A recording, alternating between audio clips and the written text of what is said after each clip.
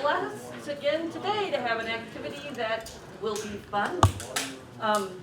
We've got Travels, Traditions, and Tales with Joe Fahey today, and he's going to share with us some of his travels to Ireland. I do not know anything about Joe Fahey, so I cannot tell you more than what the newsletter already told you, which was he was lucky enough in his profession to do a lot of traveling, and as a result of that, he's got lots of interesting stories and pictures and stuff, and he decided, I believe, in his retirement that he would share some of the adventures that he had with other people.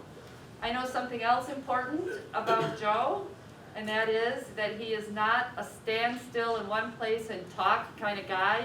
He's a mover. So that is going to keep all of us a little bit on the edge of our seats this afternoon, because there are obstacles here that he's going to need to keep in mind, or he's going to take a header. Right. So, Joe, Okay. back of your mind, remember those are there. Got it. But no, so thank you for being here today and Thanks for taking the time to share with us a little bit about Ireland. I'm just going to ask the audience, because maybe you were going to do this, but I'm so curious. Have any of you ever been to Ireland? Anybody in the crowd? We got one. Well, we're all going to be Okay, it doesn't count because he went with me. Oh, he's probably going to be in part of the picture, so there we go, right? He's going to relive his journey now. We didn't have pictures back then. Oh dear. All right, well, welcome. Thanks for Thank being you. here. I'm Joe Fahey, and so for the next hour, my name is Joe Fahey, because that's how it's pronounced in Ireland. And I was corrected numerous times, so I learned how to pronounce my name properly. Just as a little background on myself, I've just retired, 45 years in corporate life, and so I consider myself a survivor. And for the last 20 years, in my role as in international marketing, I literally travel the world, talking to customers, and so I had the opportunity to go to 45 different countries and really spend a lot of time on the road. So this is really an opportunity for me to share some of these adventures. It's really a wonderful thing to be able to travel to all these countries and be paid for it at the same time. So that's a good deal. So today we're going to talk about Ireland. And yes, my first question was, who's been to Ireland? And you don't count. So no one can question what I have to say, because this is my story and I'm sticking to it, okay? So I don't have to worry about that. The next question is, who's Irish? Yeah. Okay. Quarter. Okay, very good. So you may recognize some of the names that we talk about here. So grab your shillelaghs and let's go to the Emerald Isle. I always start out with, I have a variety of different presentations that I do. And so you all know where Ireland is. That's no big surprise. So the Ireland, first of all, we're going to talk about the Republic of Ireland today. We are not going to talk about Northern Ireland. You see, Northern Ireland is a separate country. Actually, it's part of the United Kingdom. So Northern Ireland, Scotland, Wales, those are all part of the UK. Whereas Ireland is an independent republic. And so that's what we're going to talk about today. It's about the size of the state of Maine. So it gives you an idea geographically what we're talking about. And I've made several trips to Ireland, some for pleasure, some for business, and some business and pleasure. And so there'll be a mixing of these. But today I want to talk about several places that are of interest. First of all, we're going to start in Dublin, and then we're going to go to Waterford, stop by in Cork. We're going to go across the country to visit the Cliffs of Moher, and then we're going to end in Galway. So that's that's the agenda for our trip today. I'm going to start out with just some background information on Ireland. Ireland has 26 different counties. Now, counties are viewed very differently than how we view counties. You know, when someone asks you where you're from, I mean, it's always kind of hard for me to answer that question. But we typically, depending on where you are, it's either the city or the state. Here in Ireland, it's what county are you from? The county is very important. And Ireland is we're going to talk about 2,000 years of history here. And so we have a very short history, and we're a very mobile society. We move around, we live in different places. For a couple thousand years, you stay where you're born. And it historically is not as mobile as what we're used to. So you always identify with the county where you're born. My family is from County Galway, which is right here, and I'll be making several references to it during the course of this presentation. Now, next it's clans, and clan is Gaelic for family or family unit. And so there are, we all know people with Irish last names, and those are the clans that have been around for, again, 1,000 or 2,000 years. And the clans associate with the county where they're from. Now, just as an example, there's my clan. Now, you spell my name F-A-H-E-Y, but with many Irish names, there are different variations. They tend to, one generation to the next, they may spell it a little bit differently. So this is F-A-H-Y. And when we go back in my family's history, it was originally F-A-H-Y. And an E was added somewhere, maybe Ellis Island, I'm not sure. But anyway, my family clan comes from Galway. So you've got counties and you've got clans. And then this is kind of a little known fact that Irish counties have their own tartans. And we usually, or tartan patterns, and we usually associate that with Scotland and the kilts and the tartans. But the Irish also wear kilts, and they also have tartan patterns. So just a little FYI there. And then there's Gaelic. Gaelic is the old language of Ireland, and that goes back to written Gaelic. Records go back to about the 5th century. Now, the languages that we are typically associated with, and that being English, Spanish, French, Italian, they all have a Latin, they're all derived from Latin. So quite often you can look at a Spanish word or a French word, and sometimes you can kind of figure out what it is because they are quite similar. They only have 18 letters in their alphabet. And so it's very unique, very different. It's very hard to look at Gaelic and say, okay, it means this. And we'll get into Gaelic a little bit more. But anyway, 18 letters in the Gaelic language. So I want to start the trip today in Dublin. Dublin's the capital, and it's about 500,000 people, so it's a little bit bigger than the whole Madison metro area. And the first place I stop here is the library at Trinity College. Trinity College is started in 1792, been around a long time, and this library was built in 1732. It is spectacular, and this picture does not do it service because this is about 1/4 of this hallway.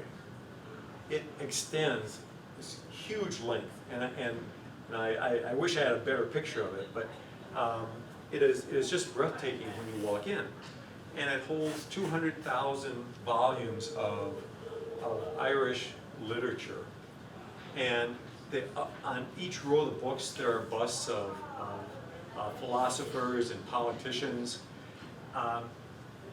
And one thing that I find very curious is because the books, you have the alphabet of what books are in that row. There's something missing here. I looked at that and I thought, what? Okay, these books are in Gaelic, and there is no letter J in Gaelic. So the letter J is missing. It's a little unique. It's it was certainly my first exposure to Gaelic. Now, on one of the business trips, we had a reception in this hall, in the library. And it was just again, just breathtaking.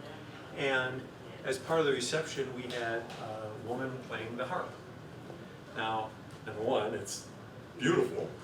But the other thing is, it's incredibly symbolic. The harp is huge in Irish history. And when you look at the history of the Irish race, 1,000 years ago, 2,000 years ago, they were very crude people. They were warlike, they were rough, ragged, but they played the harp, which seems a little incongruous. It doesn't quite fit, but the harp has always been very important, and they often talk about warriors, about their great feats on the battlefield, and then that night they'd be playing the harp beautifully. And so that's kind of a picture into Irish history. Now, speaking of which, this is the most important harp in the world. This is Brian Boru's harp. And Brian Boru was the High King of Ireland from 999 to 1014. And his claim to fame, or his biggest accomplishment, first of all, he united a lot of kingdoms. I mean, the Irish were always at war. They weren't fighting someone else, they were fighting each other. And so he unified a number of kingdoms within Ireland, but he also had credit for expelling the Vikings. And that was a major accomplishment at the time. And so Brian was particularly fond of his harp. He was known for playing the harp beautifully. Now, he died in 1014 in battle at the ripe old age of 74. I don't think too many people lived to 74 in 1014. And the other is, he was still doing battle. So I think that gives you a little insight into Brian Boru. Now, this harp has a very colorful history. So after he died, he had quite a few children, but two of his sons became kings within Ireland. There are lots of feudal kingdoms within Ireland. And Don, Chad, and Tad.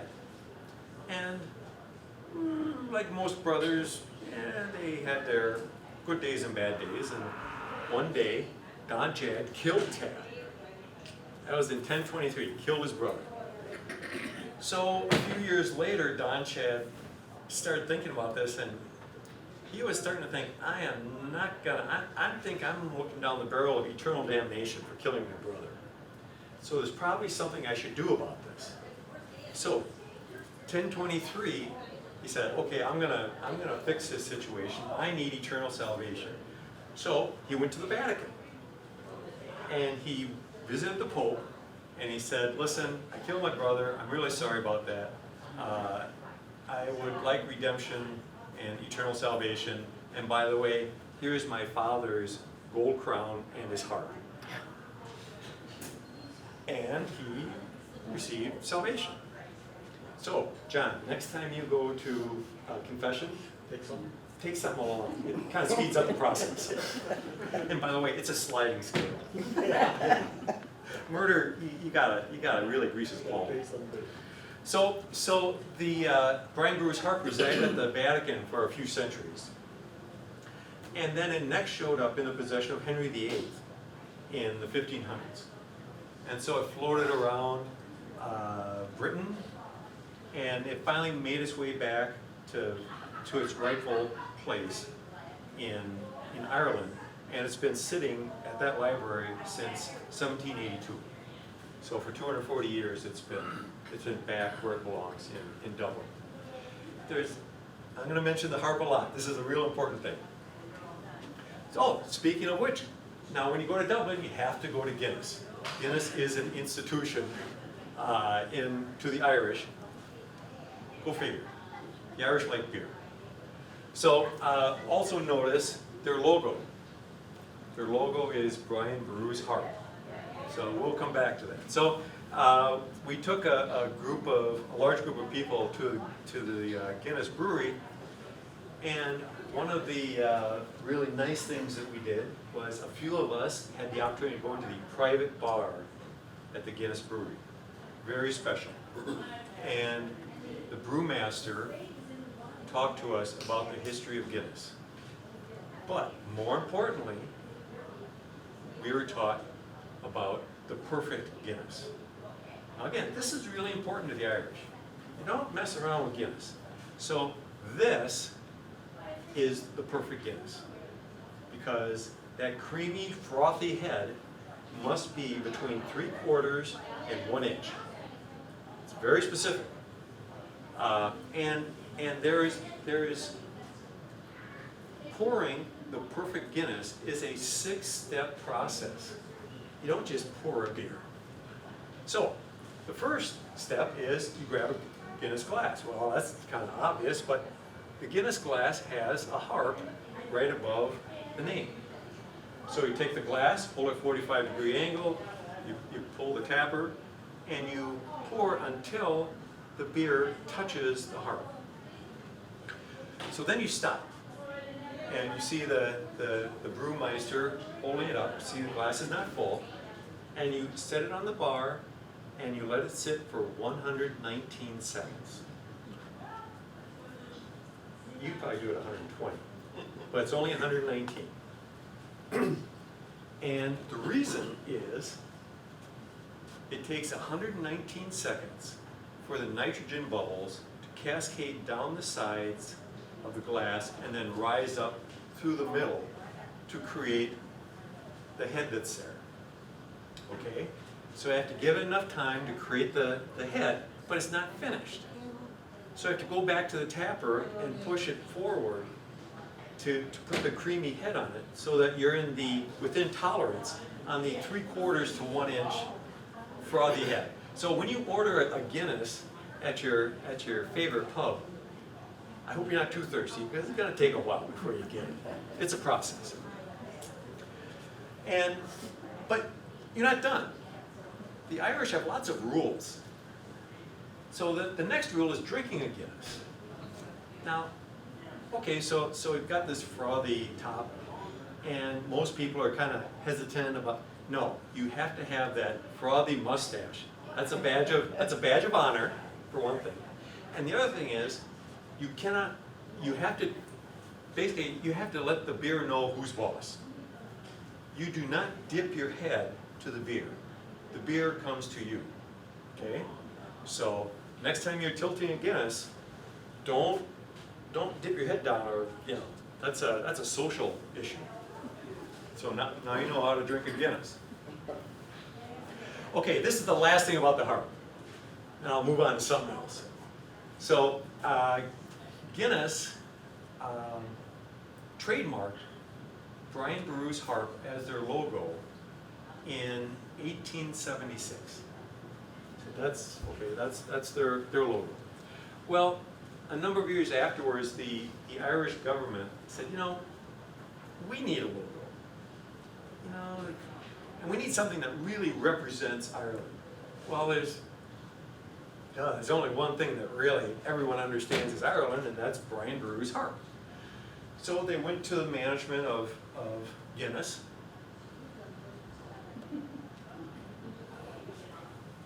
Oh, that's interesting.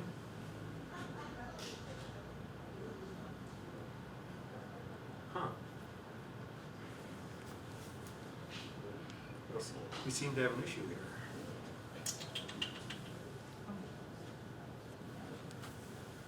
Yes, the projector may be too hot.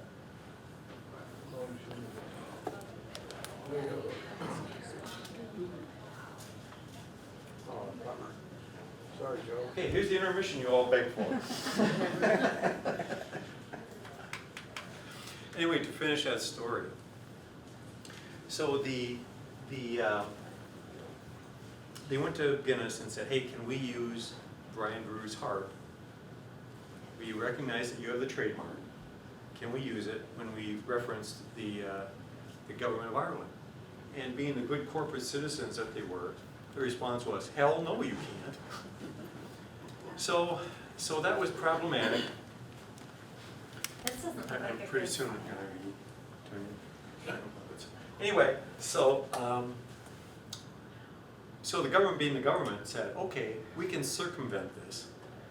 And so when it comes back, you'll see that the logo for Guinness, the harp is facing right. The logo for the government is facing left. So that's thank you. You're welcome. Is it something I said? I don't know. It's, you know what it is? It's my biggest fear, and that is the bulb blowing. And we don't have a replacement right now, so hopefully not. Okay. Okay, hopefully you're good to go.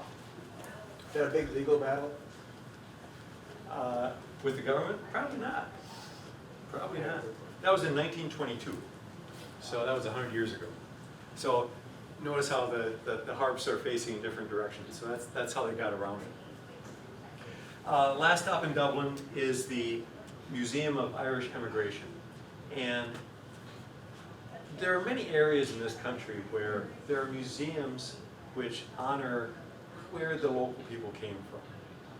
Glarus is a local example. They have the Swiss Museum, and there's a lot of Swiss people there. This is the only museum I've been to that talks about the people who left. And if you look at Ireland, population about 5 million. And it's 5 million good Catholics. And we know what 5 million good Catholics do is that they raise a lot of good Catholic children. And the problem is, Ireland has no natural resources. They are historically the poorest country in Europe. They can't support them. And it's estimated that there are 75 million descendants of the Irish around the world because they had to leave. Now, 1850s was the potato famine. Over 1 million people died. It decimated the population. And my family left in 1873. There were 4 siblings in the family. 3 of them came here and settled in the Belleville area. And the oldest stayed behind to take care of the parents. That's how it worked back then. I was doing a presentation not too long ago, and a person there said, "Yeah, my predecessors came over and fought in the Civil War." And she said, "That's crazy." And to me, it's not crazy, because if you survive through the potato famine, you know what? At least you got 3 meals a day, and you know you knew what you were signing up for. Whereas in Ireland, it was just awful. And I mentioned I went to Ireland with Bill in 1976, and I have a very vivid memory of standing in a town square and looking down, and there was a very small child tugging on my pants, begging for a pence. It was devastating. You drive through the countryside, and farmers are cutting peat to heat their homes. And so this picture really struck me because it really reflected the poverty that Ireland has known in the last century. But then, 1987, inflation was 20%, unemployment was 20%. And new government comes in, and they said, okay, we're going to do things differently. They cut taxes, they cut expenditures, and they increased incentives for the tech sector to bring their business to Ireland. And it has been a smashing success. And it is called the Irish Miracle. And cities like Galway, Dublin, Cork, they have become the tech sector for Europe. And they brought jobs, they brought prosperity to Ireland. And what I find is most interesting is that second and third generation Irish are coming back.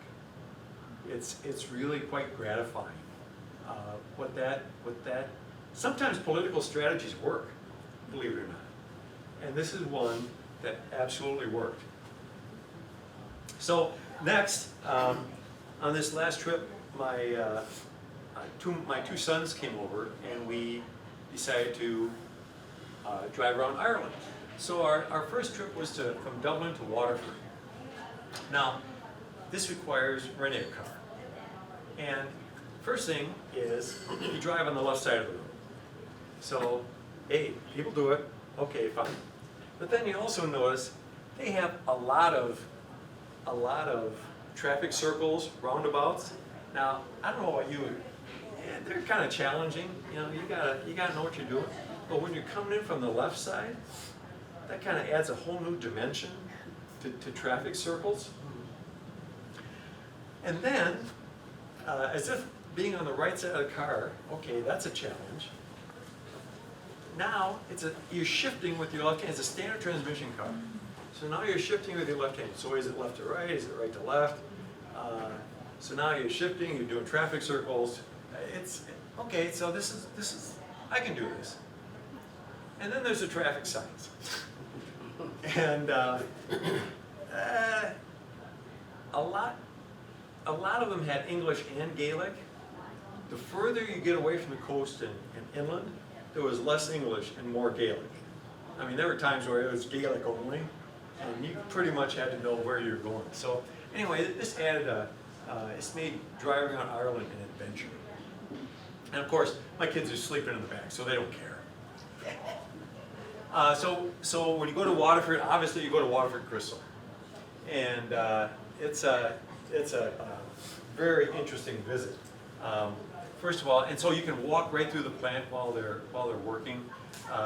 They first take the crystal, heat it to 2,400 degrees, and here's where he takes out the furnace and you roll it on this piece of wood to start giving it the round shape.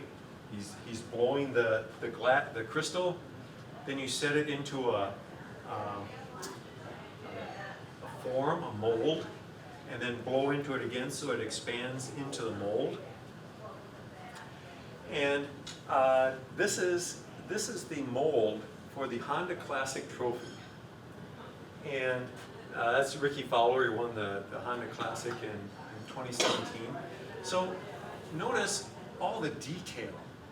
It's just fabulous, all the cuts and bells. Well, that's not in the mold. That just gives you the general shape. So once it cools down, now somebody takes like a Sharpie and draws all the lines on it where the cuts need to be. And then it goes to this guy, oops, not that guy. It goes to this guy, and see, it's hard to tell, but there are lines drawn on here. And this is an abrasive wheel. So he's just setting it on the wheel and making the cuts based on the lines that are drawn on it. And then the gentleman on the right is buffing it and sanding the sharp edges. Now they are getting more and more into the computer-guided equipment, but they still have a lot of hand craftsmen at Waterford. So just as a side story, the NCAA football trophy is a Waterford Crystal football. And in 2012, Alabama won.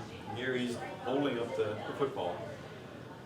So in 2013, someone in the athletic department dropped it, and it absolutely shattered. That's a $30,000 piece of Waterford Crystal.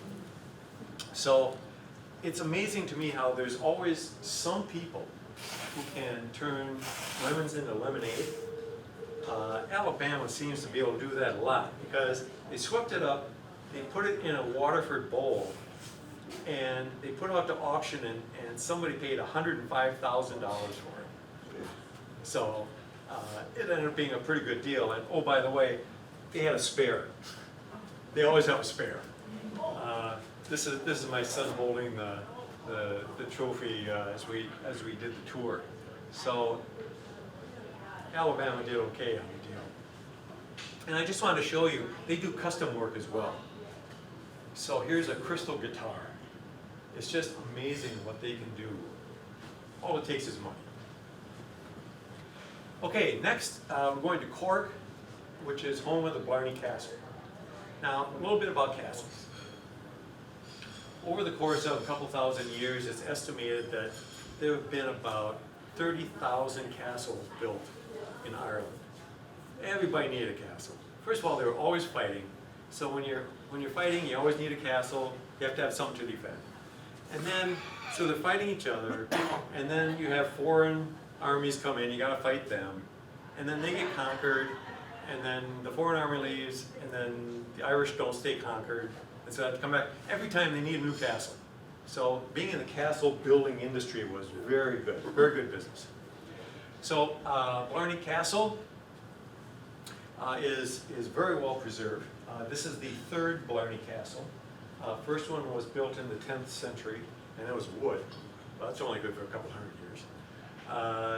Then in 1210, the second Blarney Castle was built on this location, stone. And then finally this one was built in 1446. So it's been around over 500 years. Now, right now it's just kind of the shell, because the inside was wood, and that's all gone. But it really is, overall, it's well preserved. So we're walking up to the castle. It's up on a hilltop, and there's a schematic of what it looked like in its heyday. And so it lists all these rooms, where the Blarney Stone is, and the chapel, and the kitchen, and then I got to number 11, the murder hole. Now, I've built a few houses, but the architect never gave me the option of a murder hole. And I have no idea what the murder hole is. So I had to look it up. And the murder hole is a large hole that is over the entrance to the castle.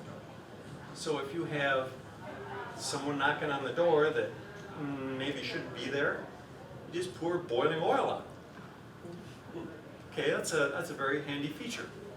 So it's very popular for invading armies and door-to-door salesmen. Did you ever get boiling oil? No? No? Okay. Okay, so then we went for a walk through the poison garden.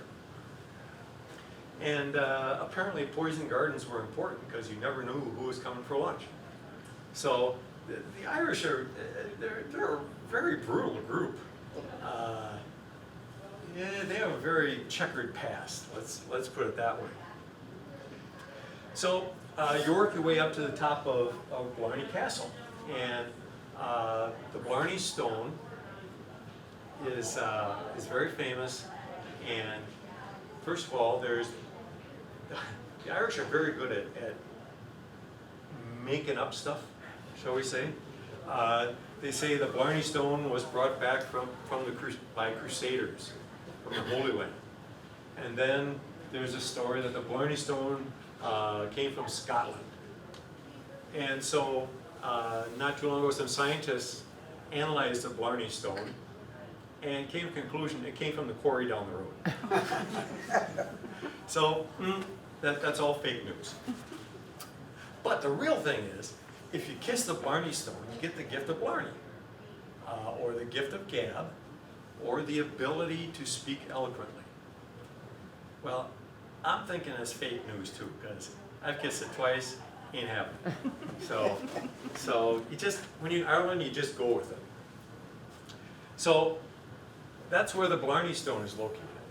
So you get in line to kiss the Blarney Stone.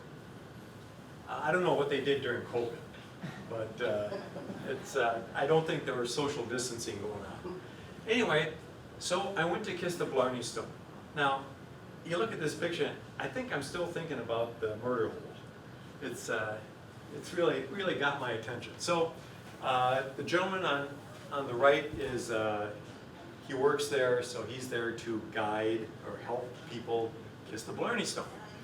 So, first of all, you take a seat, and then you grab the bars, and then you scrape your head on the rocks, okay? You know, you all have hair, all right? Try it when you don't have hair. So you scrape your head on the rocks, and then you lean back as far as you possibly can, and then lean a little further. They put the Blarney Stone in the most inaccessible spot in the whole castle. You know, I think this is part of the Ireland Travel Bureau, you know, to get people to come and kiss the Blarney Stone. It's a challenge. Now, note the railings there and down here. Well, originally, the idea was when they started creating this, hey, let's get tourists to kiss the Blarney Stone. Originally, the process was you had to be held by your ankles and then drop down. Well, that worked until it didn't work. And a gentleman was dropped to his death. And so suddenly they changed the rules. It's okay to have safety bars there, and it's okay to, you can just have a seat and lean over backwards. So they kind of changed the rules with safety requirements. So from there, that's from Cork, so we drove to the Cliffs of Moher. So those Cliffs of Moher are on the west coast. So basically we drove from the southeast to the west in 4 hours. So that gives you kind of an idea of distance. And the Cliffs of Moher, for one thing, the sun doesn't shine very often in Ireland. It's you know, the red hair, the freckles, they don't take sun very well. That's because they don't see it very often. But the Cliffs of Moher are just stunning, and we're fortunate the sun was shining that day. That is 70 stories straight up from the ocean. And here's the view. That was to my right. This is the view to the left. So it's just an absolutely stunning view of the cliffs. And I was on a plane recently, and I was bored to tears, so I started reading the magazine that was in the pocket. And there was an ad for Ireland, and it looks a lot like that picture that I took. So he's standing in the same place. The Cliffs of Moher are really representative of Ireland. Now, a number of movies have been filmed at the Cliffs of Moher. One is The Last Jedi, Star Wars, was filmed there. Harry Potter was filmed there. And this is The Princess Bride, Wesley climbing the Cliffs of Insanity. So just 3 movies that have been filmed at the cliffs. So then the last stop is Galway. And as I mentioned, Galway is where my family's from. I have my 2 sons. This was a big deal for them to see our ancestral home.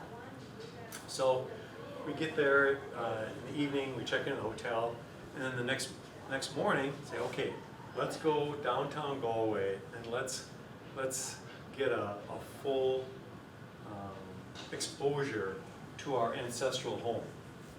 And this is what we found.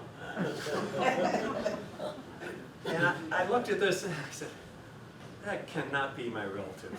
I just really hope it isn't. And I find it interesting that he's wearing sock garters. Heaven forbid if your socks fall down. You know, that would be so embarrassing. So I looked at this guy and I thought, no, my family is not musically inclined. So there's no way I'm related to this guy.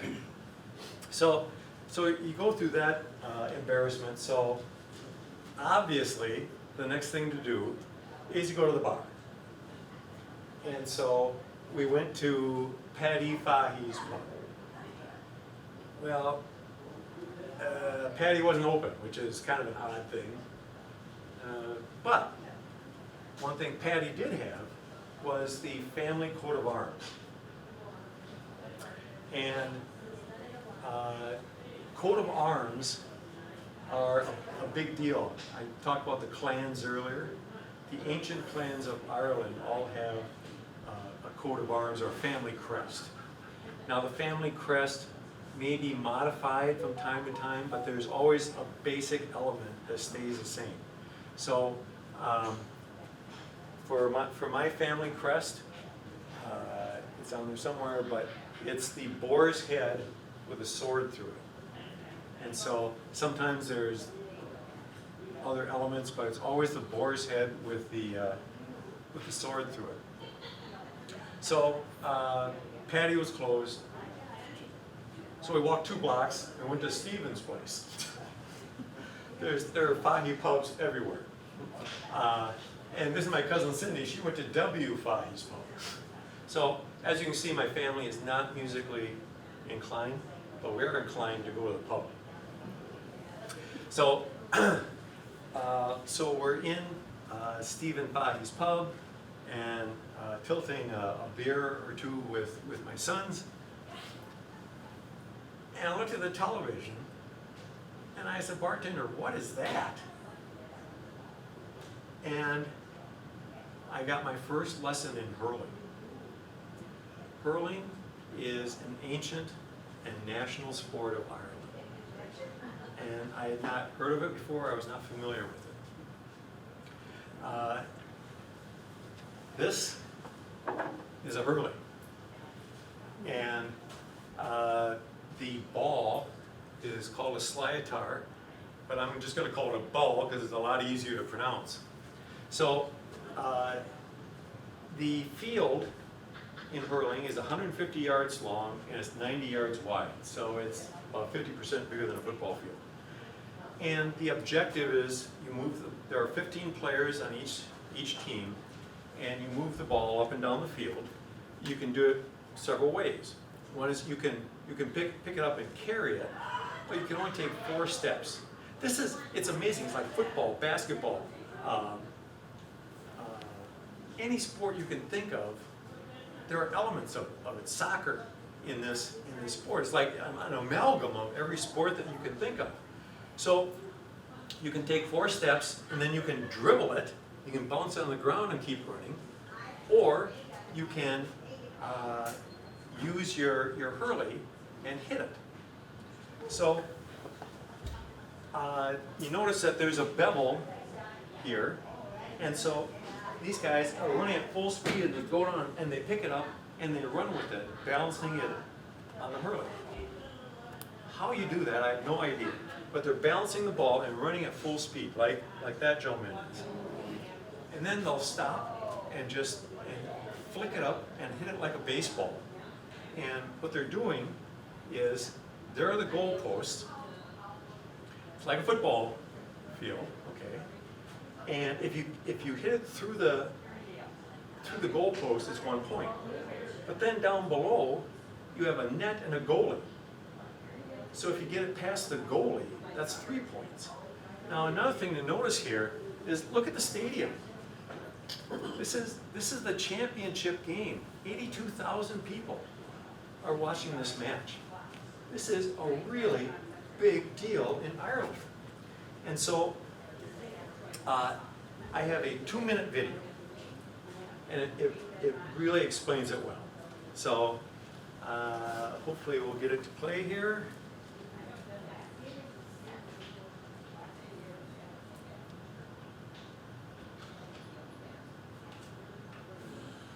Here's what's coming up on 60 Minute Sports. And Walter Welsh has a chance here. Lays it off to TJ Reid, who scores. The speed of the game, the hand-eye coordination, the size of the field. It's been described as a form of mayhem. But ultimately, the bottom line is it's something like we've never seen before. It's a goal chance.